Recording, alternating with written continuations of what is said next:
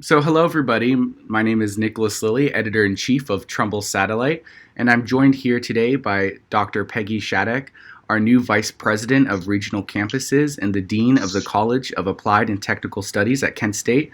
And just thank you so much for taking the time to join us today. I really appreciate it. Delighted to talk to you. So, in my first question in preparing for this interview, I of course noticed that you were from Northeast Ohio, but I also noticed that you spent a lot of time in your career in Texas. So, I wanted to know what is one thing that you'll miss about Texas? Um, the thing I'll probably miss the most about Texas is that I still have a lot of extended family in the Dallas-Fort Worth area. So I will pretty regularly hop on a plane and go down for a weekend as soon as that's advisable through the CDC guidelines. So my parents are down there, and I have an older brother and his wife down in that area as well. So it's the people that I would miss more than anything else. Yeah, and it's also a good way to escape the weather here when it starts to get bad. Yeah, but I try not to go when it's 110 in Texas. Yeah, it can get very hot.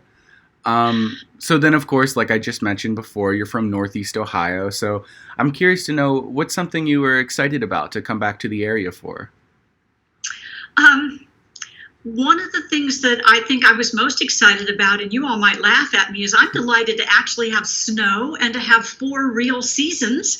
That's something that we don't really get very much of down in Texas. Our winter is not a very serious winter for more than a couple of days. So I actually look forward to that part of it. You might ask me again about next February, and I'll tell you how I feel. Just this whole area is full of really good people who have good hearts and are working hard and want to make a difference in the world. And I'm really excited about coming back to this area of the country to be able to interact with those great people as well. Yeah, of course.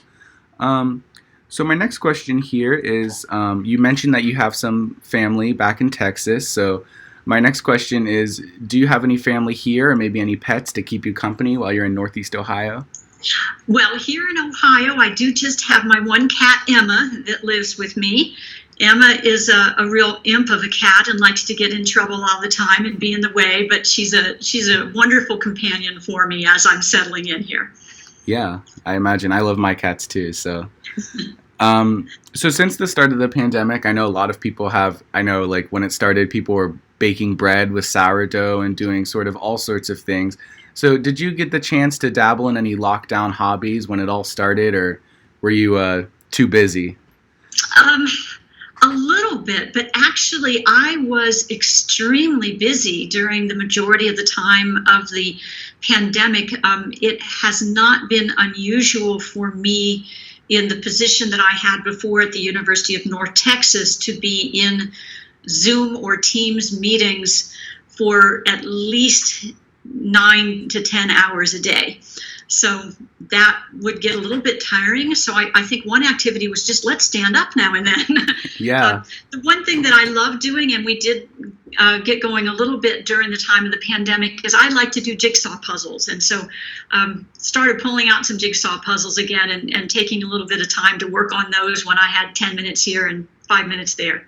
Yeah, that's nice. I got a jigsaw puzzle recently as well, but I complete most of the border, but then I ended up putting it away. So I got to find Don't quit before the end. I got to find the motivation to get back to it. So something interesting, I believe, and correct me if I'm wrong, but I think your position officially started on April 1st, which is April Fool's Day, which is a little bit funny, but I just want to know, how was the first day for you, and how was, getting started officially, and how was that experience for you? Well, the first day itself was cold. I got to have snow on my first day of the job, so that was fun.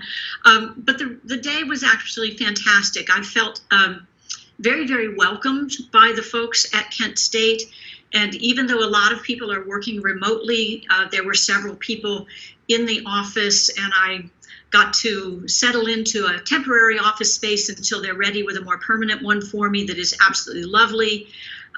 So it was a wonderful first day, and my first week has been delightfully busy, I guess is the way I'll put it, because I'm getting the chance to meet lots of people and begin to really engage more deeply with the Kent State community. Yeah, that sounds great. So now just switching gears a little bit just to more the regional campuses and the systems. So me personally, I've attended both the Trumbull regional campus and now I attend the Kent campus. And I've noticed just over time, because the one Trumbull campus, I grew up in the town that it's in, so I kind of got to see it growing up all of the time. So I've noticed that our regional campuses in general, they seem to be getting a little bit larger, more equipped. They have been offering more opportunities year after year. So I know you're getting settled in and you're kind of surveying the land. So based on your initial impressions, what are some areas you see that regional campuses can perhaps expand in or continue to develop in the areas they already are in the future? Yeah, the things that I think about most are the opportunities for learning, the different kinds of curriculum that we offer, the different kinds of credentials that students can earn.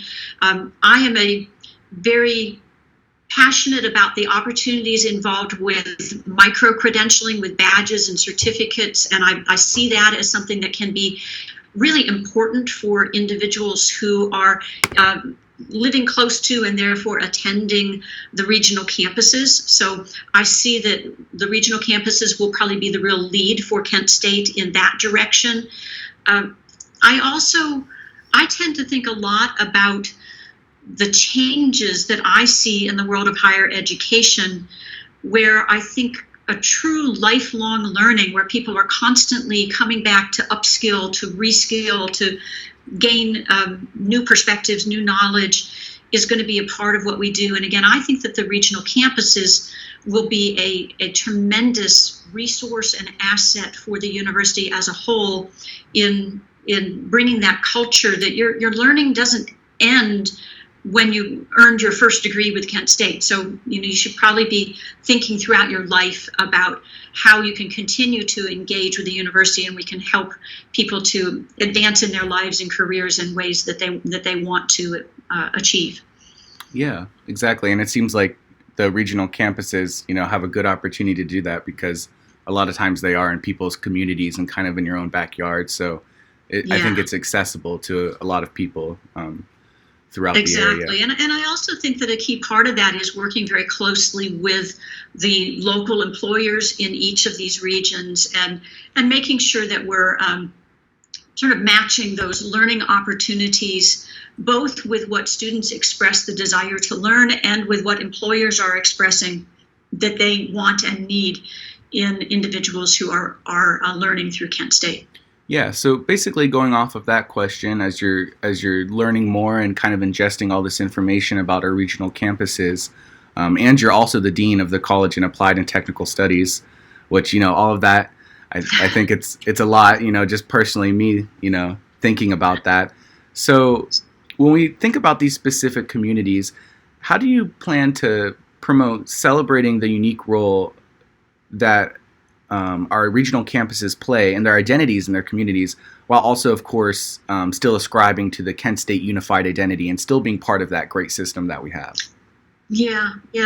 Well, as you had mentioned, really, the most important thing for me to do early on is to really listen and learn. There are lots of people with tremendous knowledge about each of the communities that our regional campuses are based in.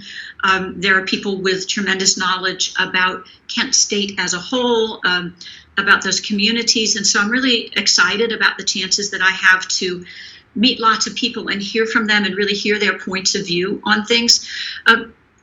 I think that it's important for us to find the really great balance between what I'll call celebrating what's unique and special in each community.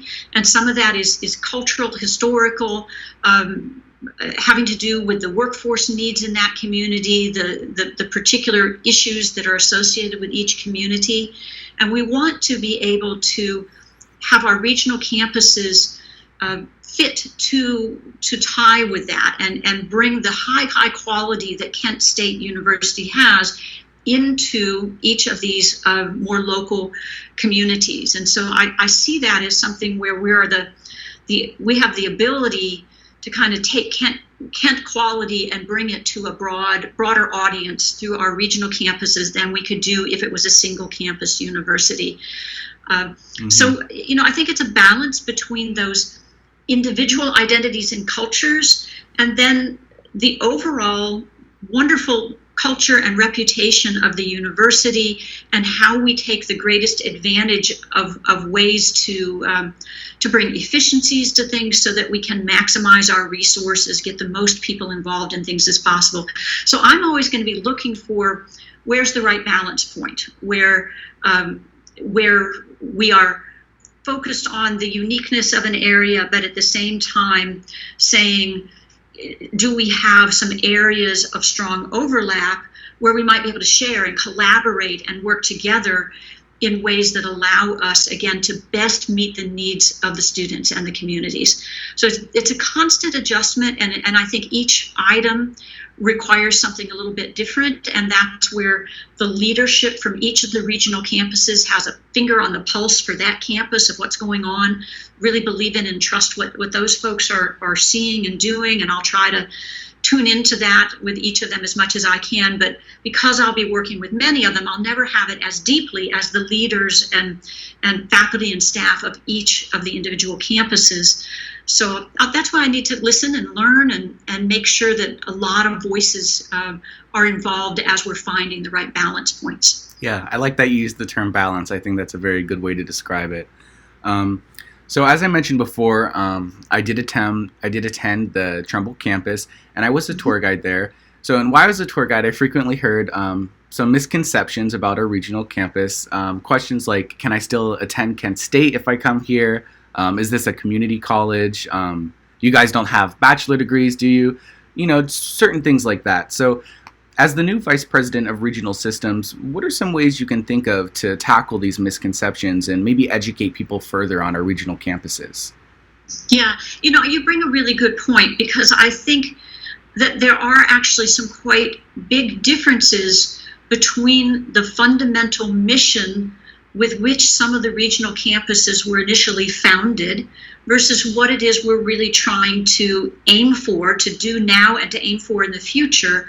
And many of these campuses have been around for 50, 60 years. And so they've been providing really important opportunities, but the opportunities have sometimes shifted and changed without people getting the knowledge that they have shifted and changed. So to me, a key part of that is very clear messaging that we need to start with internally to the entire Kent State University system, making sure that students and faculty and staff have a simple, clear message, so that if somebody says, what is the point of having regional campuses for Kent State, everybody should be able to answer back in about one sentence about what that is. And when people say, what does that College of Applied and Technical Studies do? Everybody should be able to answer back in about one sentence about what that is. And so I consider that to be a clarification, and then almost an internal marketing campaign to make sure that we are using some of the same words, that we are making sure we are aligned about where we're going and why we're going there. And that way, then, when a tour guide is taking some students through and they're bringing some misconceptions, then it's right on the tip of everybody's tongue about, this is who we are, and maybe what you heard is different than that, but this is who we are now, and this is where we're going. So I just want to make it simple and straightforward. And again, that's a collaborative process that's going to take a little while, with a lot of listening and making sure that voices are deeply involved in exactly what words we're choosing to use, exactly how we put it forward. But I think it's very doable, and I think it's important that we have that clarification of message as we go forward. Yeah, and I think it is changing slowly over time. I think people are getting more informed, especially I know on the Trumbull campus they have, college credit plus program. So a lot of high schoolers are already learning about the campus or maybe attending the campus before they're even ready to attend college. So Yes. it seems to be moving in the right direction. Yes, I agree. I think it's moving in the right direction, but we might be able to accelerate that just a little bit. Yeah. So another thing I wanted to bring up is, from my standpoint, because of the nature of regional campuses and kind of how they're community-based and what I said earlier, kind of literally in my backyard, there appears to be a smaller amount of diversity present on regional campuses. And knowing how diversity, equity, and inclusion efforts can improve the educational experience, what are some ways do you think we can continue to build a diverse student body on our regional campuses? Yeah, that's a good question, and I'll have to say, of course, I am just a week into things, so I have not yet had a chance to interact deeply with faculty and students at each of the regional campuses. As I said, I'm at the Geauga campus right now, and it's my first chance I'm getting to visit that one, and I plan to be out at each of the campuses a lot. That's a key part of what I need to do, is to make sure that I'm engaging there. So I don't have at my fingertips personal experience or the numbers to really judge that diversity with things. But you're absolutely right that we may be in a situation where we're not necessarily conveying how well our regional campuses can meet the educational needs of all of the individuals in an area. And so there, I think it's a part for us to take a really hard look. If we're looking, let's say in Trumbull, that, and I'm just going to make up a number because I don't know it off the top of my head. Let's say that 25% of the population in the county is Black, but we only have 20% of our student body that's Black. So we're not, at the same kind of a proportion. Then that would tell me that we need to really work on our messaging. Are we conveying the message that we can provide a good learning opportunity for you? And are we listening to what needs are expressed by particular sub-communities? Maybe there are particular kinds of academic programs that we should be looking at. Maybe there are particular kinds of student support that we should be looking at. And so I think we can gather the information from multiple sources and then figure out some strategies to try to see if we can have the campuses reflect their communities well. So I think it's a combination of gathering data, both numerical data and then also qualitative data that allows us to hear the voices of what needs are, and then to respond to that with clear messaging and clear actions to make sure that we are matching our actions to where the needs are. Yeah. So that's how I approach that kind of thing. But at the moment, I don't have direct data to look at. Mm-hmm. So just kind of wrapping it all back up to the reason we're here. So I'm from Trumbull Satellite, and Trumbull Satellite began as an outlet for student expression at the Trumbull campus. As you know, maybe most student media efforts still remain based at the main Kent campus. I personally would like to see other regional campuses start to dabble in student media, because I think it's a great form of expression and it gives all sorts of experience. So what is your opinion on student media, particularly in regional campuses? Because I'm sure in your experience you've dealt with student media before and kind of seen that in your organization. So yeah, I think that, exactly as you said, involvement with student media can be an outstanding learning experience for students, but also it's a great opportunity for someone like me to be able to talk to someone like you, to get more interaction with our students, to see things through a lens that might be different than I normally see as an administrator when I'm trying to say, what did the students write about this? So I always learn a lot when I get to see what do students write, or what kind of videos do they make, or what do they express about what they have, that helps me to look from different points of view. So I see student media as a very, very valuable tool.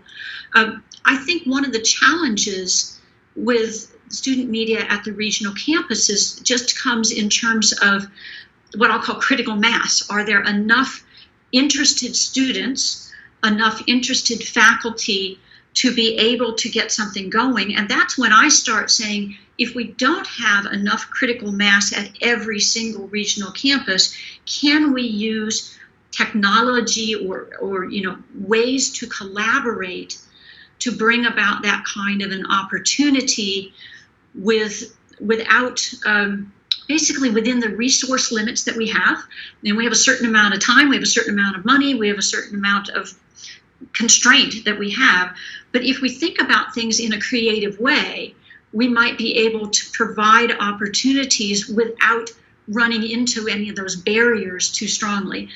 So I kind of envision that there could be a really strong collaborative student media across the regional campuses that would be really valuable. And I would love to see something with regular, videos and writings, and really even both things that are at the level of reporting, but also creative media.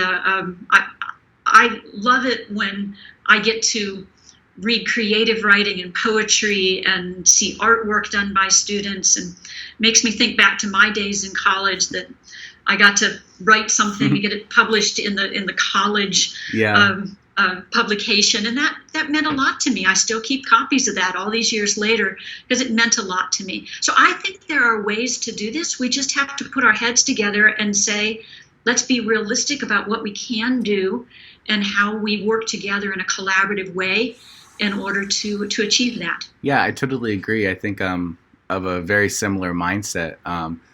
One of the reasons I became so passionate about this and this project as being kind of the student at the helm currently for Trumbull Satellite is I noticed a lot of students who were coming in as freshmen, and I was talking to them virtually, of course, and they were telling me that they had never even been on campus, or maybe they had been once, so they didn't feel maybe as connected to the campus or have that personal connection that I established with the Trumbull campus in my case.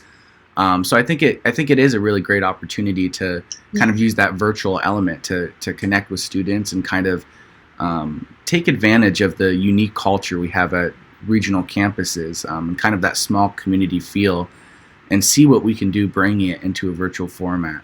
Yeah. So my last, I guess it's a question for you, but it's just kind of like, as the new VP, do you have a message for students, any students who are going to be watching this, or anyone who happens to watch this? Well, I think my biggest message is I just can't wait till I get the chance to meet way more of the students. My preference being in person, but if I have to go virtually, then we'll do that too. And so I'm really excited about the opportunities that I get to have to work with Kent State. We want to, this university really, really believes in the mission of making sure that we are providing outstanding experiences for students. And that's the real reason that I came here, is I just was hearing it everywhere.